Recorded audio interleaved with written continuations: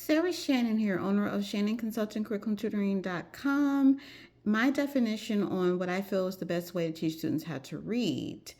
My website I will be updating very, very soon. So look for this video on that, as well as other upcoming and new exciting videos I've created, as well as new products I will be adding. So researchers have differing opinions about what it takes to make students to read and what's the best way to make students successful in reading instruction. The majority of researchers believe in the most common pillars of instructional strategies to assist students in learning how to read, including National Reading Panel, Science of Reading, and various researchers throughout history, Bloom and Gardner, and all these different amazing specialists in reading instruction. So I'd like to start off with talking about Starborough's rope. I'm not as familiar with it as I would like to, but what I understand, it's a reading rope. And so when you think about students reading, there's two components of reading instruction that are most effective. There's decoding, which is students' ability to be able to understand phonemic awareness and phonics and spelling and high frequency words. They have to be able to know those basic foundational strategies. And then you combine that with reading instruction and comprehension. So you combine that with their background knowledge, you combine it with their literary knowledge, you combine it with their reading skills and their basic comprehension skills, and you pull those two trends together to create a reading rope that gets stronger and stronger throughout time. That's what I understand. Like I said, I haven't done a whole bunch of research in that, but I understand that is probably very accurate. And so the Science of Reading talks about 5 pillars of reading instruction, which includes that educators are responsible for making sure they teach reading with a systematic, explicit, diagnostic, prescriptive, and sequential format or formula. And that makes sense to me because as an educator, we are professionals, just like a doctor is professional. And when it says this sequential and explicit and it's diagnostic and prescriptive, that's what doctors do. If you're a doctor, you look at your patients, you summarize all their, you look at all their symptoms, and then you prescribe them a prescriptive formula to be able to assist them in being healed from their sickness. So as educators, we look at all of our students, all the diversified needs of our classroom. We create a diverse, inclusive environment that meets the needs of every single one of our students, whether they're special education, whether they're an average learner, whether they're a more gifted learner, and then we look at all the students together and we diversify our instruction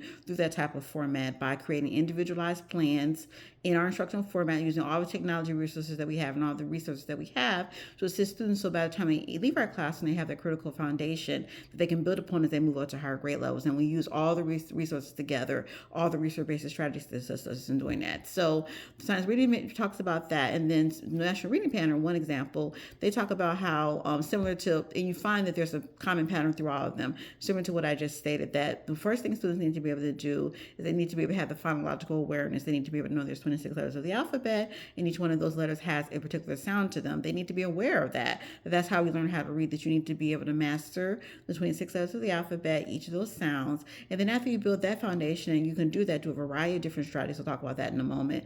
A variety of different comprehension strategies to assist students in mastering that information. So for example, like you can do it through song. You know how you have circle time, for example. Ba ba black sheep, have you any wool? Yes sir, 3 bags full. And you know, if you're happy, clap your hands.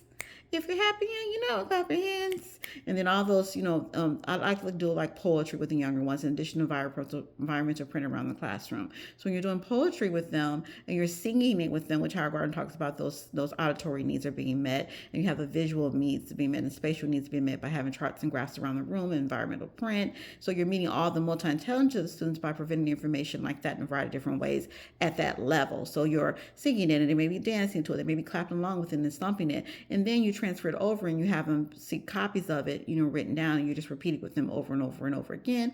Fluency is an effective strategy as well, repeating things over and over again because repetition is important. Practice does make perfect, right? I love Dr. Seuss. I recommend him for your ones. That's Sam I am. That's Sam I am. Sally and I don't know what to say. Our mother was out for the rest of the day. But that fish said, no, make that cat go away. Make that cat in hat. The kids like that. And then you see it, some of it written down. Not all of it, you don't overwhelm them.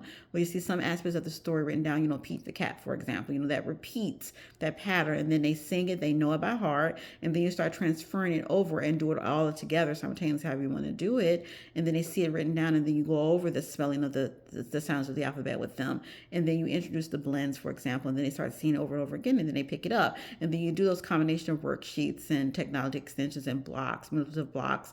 Some things I like to do with my little nephew. I've done this with him. I created a little paragraph book with him. He's only 5 years old, and so I had him. I wrote down 5 different sentences on 5 different pages. I think I took them from Dr. Seuss, the very simple pages, and then I had him. I wrote the words at the bottom, and I had him practice writing the sentences down with his. He couldn't really do that well, but just to give him the start of practicing on it, and then draw a picture go along with it. And then what he had to do after I left with his mom was he had to continue to just read those sentences, the first page of the sentence, which I think was the sun did not shine or something, or whatever you want to do. It was a big beautiful house or something. It was a big beautiful house, and then draw a big beautiful house. And the next page, I went outside and played, and then draw a picture of him going outside and playing. And you have 5 pages of that. He draws a picture going with that, and then he repeats it over and over again.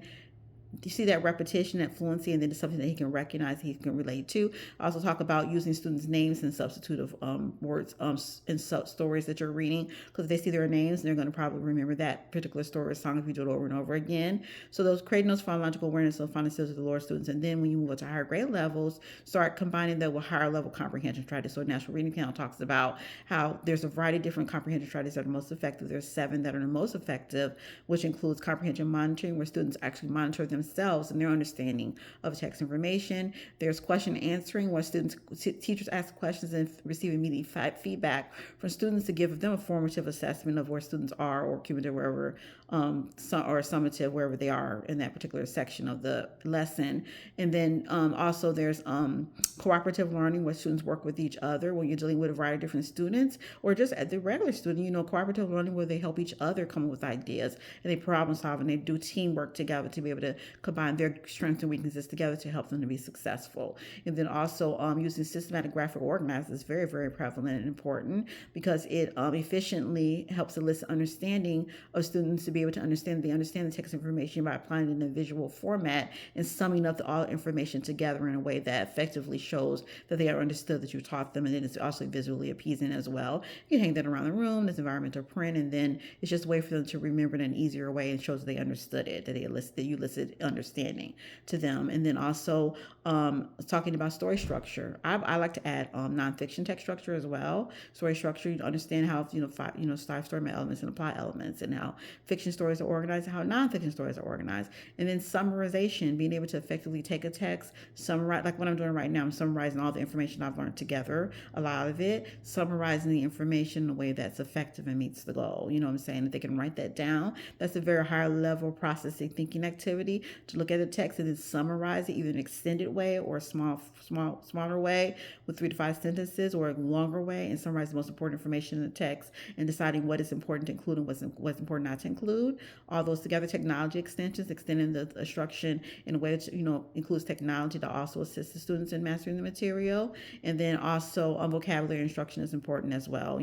Teaching those students those important and very, very prevalent active vocabulary words. For my 3rd and 5th grades, I like to start off the lesson by immediately, at the beginning of the reading block, going over those prior vocabulary words, doing that cumulative assessment, where you go over the prior vocabulary words from the prior lesson, and just keep reviewing as you build upon that foundation and you go higher and higher up. So there's other ones like Howard Gardner and Bloom's taxonomy, using the Bloom's taxonomy learning, hierarchy of learning, and many others, Lucy Calkins and Marguerite Hunter, and many others.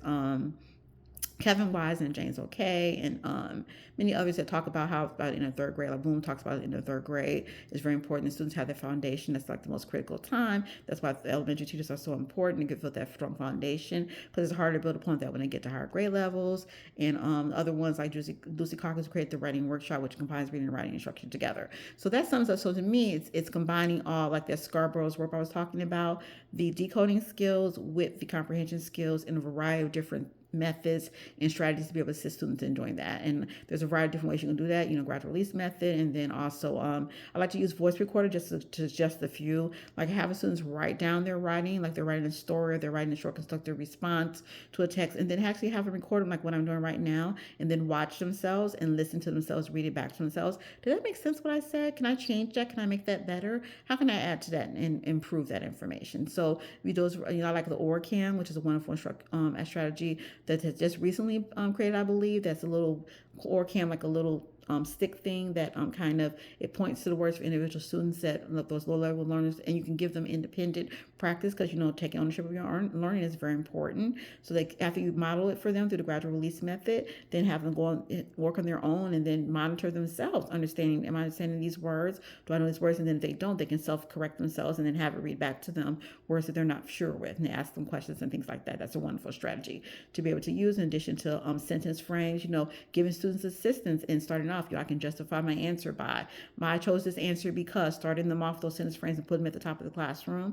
And then when you're starting lessons, give them that starting point and then have them add to that as you go along. So that's just a few of the strategies. Many others. You can use the multiple response strategies and all that, but it's just a few. So combining those decoding skills, those phonical awareness, those phonological awareness, that high frequency words with the comprehension strategies, put it in a variety of different ways, and answering those needs, those multiple intelligence will assist you in helping your students master the instructional program.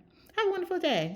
Sarah Shannon, Shannon Consulting Curriculum and Tutoring. I'll be updating my website very soon. I haven't been able to access it for a minute. There's a glitch with that. And then I'll also be adding this video to that as well as other updated information. Have a great day.